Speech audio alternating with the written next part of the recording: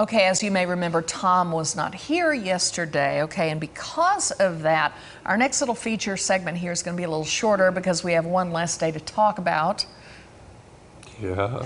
Is that good luck or is that good luck? It's time to turn back time, everybody.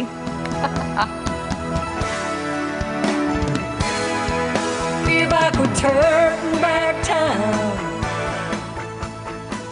Why, thank you, Joy. You're so welcome. Okay, ready or not, here we go.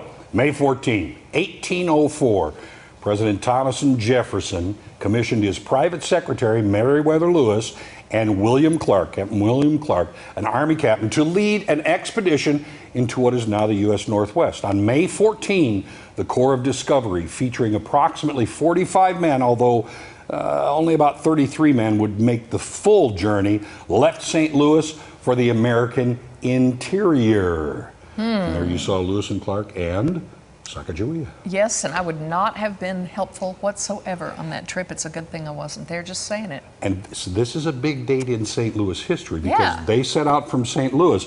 Now in 1904, the first American Olympiad opened in St. Louis. The third Olympiad of the modern era and the first Olympic Games to be held in the United States opened. The 1904 Games were actually initially awarded to Chicago, but were later given to St. Louis to be staged in connection with the St. Louis World Exposition. Okay. A happy birthday, 1944, filmmaker George Lucas. We all recognize him. All right, May 15, 1800. President John Adams orders the federal government to pack up and leave Philadelphia and set up shop in the nation's new capital, Washington, D.C. After Congress adjourned its last meeting in Philly on May 15, Adams told his cabinet to make sure Congress and all federal offices were up and running in Washington, D.C. by June 15. Philadelphia ceased to serve as the nation's capital as of June 11th, 1800. That's because that's my birthday, June 11th. So they quit, stopped everything. They said we're not doing anything today. I wonder if we could move all federal offices to another city like that fast in a month. All right. Never happened. 1973, California Angel Nolan Ryan strikes out 12 Kansas City Royals and walks 3 to pitch his first no-hitter. The game was played under protest as Royals manager Jack McKean complained that Ryan wasn't maintaining contact with the pitching rubber while throwing. All right, Ryan went on to pitch 6 more no-hitters in a 27-year career.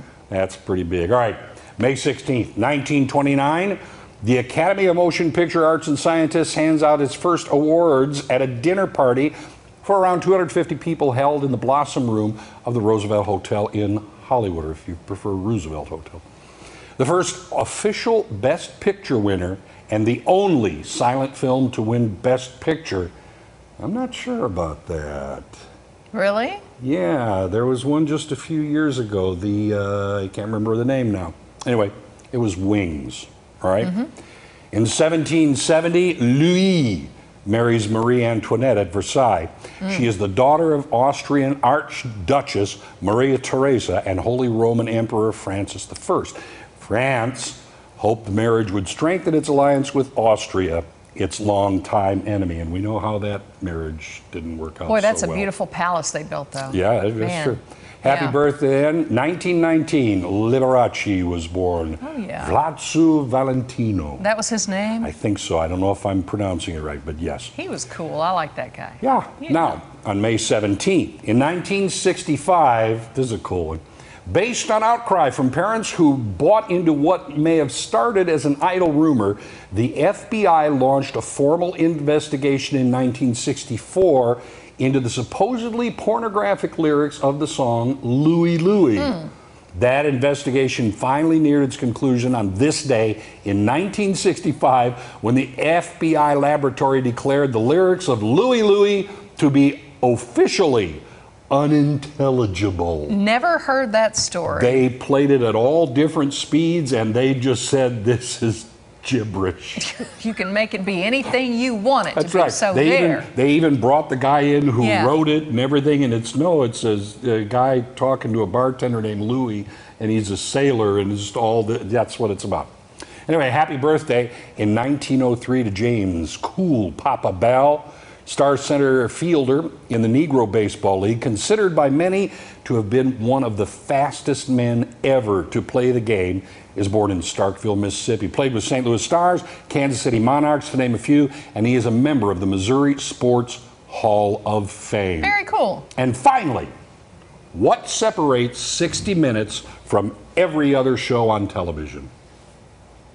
Commercial breaks? No. Yes. No. And what else? No theme song. Tick, tick, tick, tick, tick, tick. No tick, theme tick, tick, song. tick, tick. And that wraps it up for this edition of Trtan Bat Time. Be sure to tune in next week. Same bat time, same bat channel for more. I thought I had a good answer. Feel like we're turning back time.